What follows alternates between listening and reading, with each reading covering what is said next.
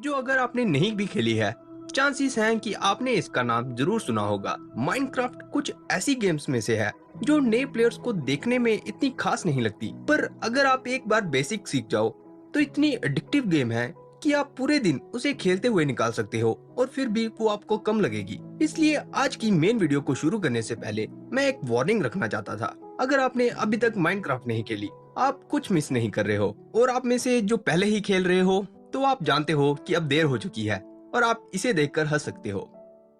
पर एक चीज जो दोनों में ही कॉमन है वो ये है कि अगर आप पहली बार माइनक्राफ्ट खेल रहे हो या फिर आपने अभी अभी एंडर ड्रैगन को मारा है, आपके मन में एक ही सवाल आ रहा होगा कि माइनक्राफ्ट की स्टोरी क्या है, आपको इसमें क्या करना था।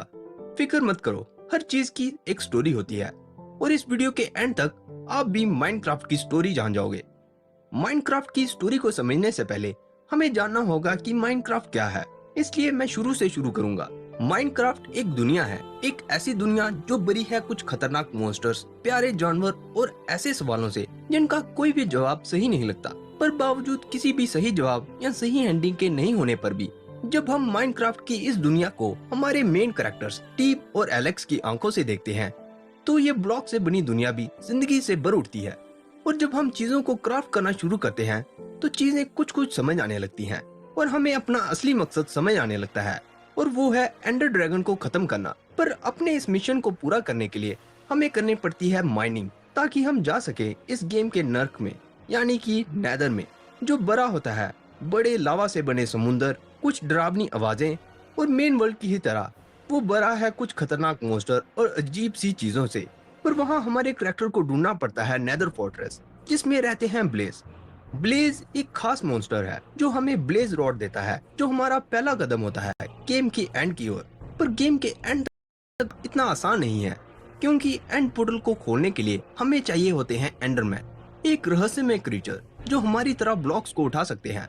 पर किसी कारण से अगर उनकी आंखों में कोई देखे तो वो उस पर अटैक करने लगते हैं। पर कुछ खतरनाक फाइट्स और 12 एंडरमैन को मारने के बाद हमारे हीरो के पास होंगे एंडर पर्ल, जिसे वो जब ब्लेज पाउडर से मिलाता है तो उसे मिलती है eye of ender. Eye of ender आखिरी चीज है जो हमारे हीरो को उसकी मंजिल तक पहुंचाती है, और वो है एक स्ट्रॉन्ग होल्ड को ढूंढना।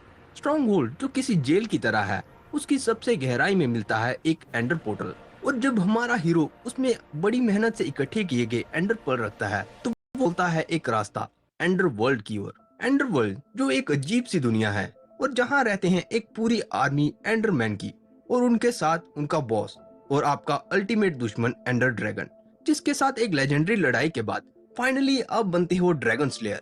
और आपकी इस बहादुरी बड़े काम के लिए आपको मिलता है ढेर सारा एक्सपी, इतना ज्यादा कि आप नहीं जानते उससे आप क्या करोगे। पर यह सब करने के बाद आप सोचते हो कि अब आखिरकार आपको मिलेगी स्टोरी जिसका आप इंतजार कर रहे थे, इसलिए आप लगाते हो छलांग पोर्टल में सिर्फ ये पाने के लिए कि आपको मिलती है एक अजीब सी पोएम, और आप वापस आ जाते हो अपने लास्ट रिस्पॉन पॉइंट पे। तो क्या माइनक्राफ्ट की यही स्टोरी थी? तो क्यों फिर हमारे हीरो इस दुनिया में अकेले हैं? और अगर वो इस दुनिया में अपना सफर खाली हाथ बिना किसी गाइड से शुरू करते हैं, तो फिर ऐसा कौन था जो हमारे हीरो से पहले वहाँ था, जिसने सबसे पहली बार नेदर पोर्टल बनाया था? क्यों एंड पोर्टल एक बड़ी सी जेल जैसी जगह में बंद किया गया है? एंडरमैन टेलीपोर्ट कैसे करते हैं? क्यों हमें नेदर पोर्टल टूटे हुए मिलते हैं? और हीरो ब्राइन असल में है या फिर वो एक मिथ है? इतनी सारी स्टोरी एक वीडियो में बता पाना थोड़ा मुश्किल होगा, इसलिए हम आने वाली वीडियोस में इनके जवाब भी जानेंगे। पर आज हम फोकस करेंगे माइनक्राफ्ट के ओरिजिन पर, कि ये सब शुरू कैसे हुआ था। और इससे पहले हम आगे बढ़े, एक छोटी सी रिक्वेस्ट, अगर आपको ये स्टोरी वीडियो पसंद आ रही है तो इस चैनल पे एक सब्सक्राइब मेरे लिए बहुत बड़ी बात होगी। रही आगे की वीडियो। माइनक्राफ्ट की स्टोरी शुरू होती है स्टीव और एलेक्स के आने से कई साल पहले, जब माइनक्राफ्ट में और भी विलेजर रहते थे, और किसी भी विलेजर की तरह वो खेती करते, चीजें बनाते और नई नई इन्वेंशन करते। पर किसी समय, कोई नहीं जानता कब, उन्होंने ऑब्सीडियन की खोज की, जो एक बहुत ही रहस्यमय मटेरियल था। और उस समय के बिल्डर बहुत समझदार थे, पर ऑब्सीडियन को समझ पाना उनके लिए भी मुश्किल था। पर अपनी समझ से उन्होंने पाया कि ऑब्सीडियन कोई आम चीज नहीं थी, और अगर वो उसे डायमंड से जोड़ दें तो वो कुछ जादुई चीजें कर सकता है। और उसके साथ पहली बार पुराने समय के बिल्डर्स ने मैजिक करना सीखा था, और वो एन्चेंटर्स बने थे। पर उनमें से कोई नहीं जानता था कि ऑब्सीडियन को कीमत भी चुकानी पड़नी थी। और वो था, अगर उन्हें ज्यादा ताकतवर मैजिक को इस्तेमाल करना था तो उन्हें अपनी आत्मा का उतने ही ज्यादा हिस्से को उसके बदले में उसकी कीमत की तरह देना पड़ना था। वो शुरू में मैजिकल बुक्स और चीजों को एन्चेंट करके बहुत खुश थे, पर धीरे धीरे वो अपनी आत्मा को खोने लगे। पर सभी वहीं खत्म नहीं हुआ, क्योंकि एक दिन एक विलेजर ने पाया कि ऑब्सीडियन को अगर एक खास तरीके से रखा जाए तो वो अपनी खोई हुई आत्मा को वापस भी ला सकते हैं। और इसके साथ उन्होंने खोला नेदर वर्ल्ड के लिए एक पोर्टल। पर नेदर उनके लिए एक नई जगह थी, जहाँ जीवित रहने के लिए उन्हें कुछ अजीब चीजें करनी पड़ी। वो नेदर तो पहुंच गए थे, पर जब तक वो वहां से बाहर निकले वो बिल्कुल ही बदल चुके थे। उन्हें नेदर में रहने की आदत हो गई थी और वापस लौटना अब मुश्किल था, इसलिए उन्होंने नेदर में ही अपने फोर्ट बनाना शुरू कर दिया। और जो नेदर से बच भी निकले थे उन्होंने नेदर पोर्टल को तोड़ने की कोशिश की, ताकि कोई भी उस जगह फिर से नहीं पहुंच सके। और इस सब में उन्होंने एक ऐसी दुनिया बना दी जहां हर जगह मॉन्स्टर ही मॉन्स्टर थे, और मॉन्स्टर से बचने के लिए उन्हें मैजिक का इस्तेमाल फिर भी करना पड़ा। और ये सब होने के बाद भी उन विलेजर्स ने उस जगह भी किसी तरह रहना सीख लिया था। पर एक दिन उन्हें अचानक से एक अजीब सी चीज दिखी, और वो चीज टेलीपोर्ट कर सकती थी। विलेजर्स को याद था कि उन्होंने उस जैसी चीज नेदर में भी देखी थी। वो रहस्यमय था, पर वो कुछ बनाने की कोशिश कर रहा था।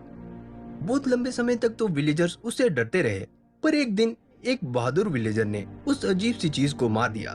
पर जब वो मरा तो उसने एक अजीब सा, जो विलेजर नहीं जानते थे कि वो क्या था, पर वो सोच रहे थे कि अब उन्होंने उसे खत्म कर दिया है।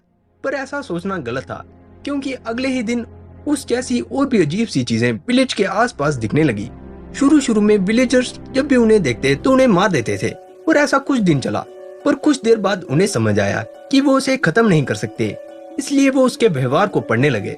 और उसे पढ़ते पढ़ते उन्होंने अपनी नॉलेज से बड़ी बड़ी लाइब्रेरी बना दी।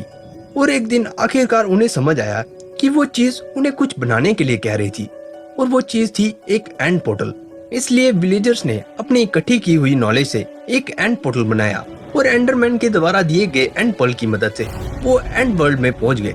और एंड वर्ल्ड में पहुंचने पर उन्होंने देखा कि वहाँ उस अजीब सी चीज की एक पूरी आर्मी थी, और उन पर एक ड्रैगन उड़ रहा था। उन्होंने उस जैसी चीज पहले कभी नहीं देखी थी। सभी विलेजर्स एंड वर्ल्ड में नहीं गए थे, और जो विलेजर्स पीछे रुक गए थे, जब उन्होंने देखा कि विलेजर्स वापस नहीं लौटे, उन विलेजर्स ने उस पोर्टल को बंद कर दिया और एक बड़े से जेल के अंदर जमीन के नीचे छिपा दिया। और उसके साथ ही उन्होंने सभी नेदर पोर्टल्स को भी तोड़ दिया, ताकि कोई नेदर वर्ल्ड में भी नहीं जा सके। और उसके साथ ही उन्होंने मैजिक का इस्तेमाल भी कम कर दिया, और धीरे धीरे अपने विलेज में एक नॉर्मल जिंदगी जीने लगे। तो इस तरह माइनक्राफ्ट की दुनिया शुरू होती है, और हमारे हीरो निकलते हैं अपने सफर पर एंडर ड्रैगन से उन सभी आत्मा को वापस लाने के लिए। तो ये थी ओरिजिन स्टोरी माइनक्राफ्ट की। उम्मीद है आपको ये स्टोरी पसंद आई होगी दोस्तों।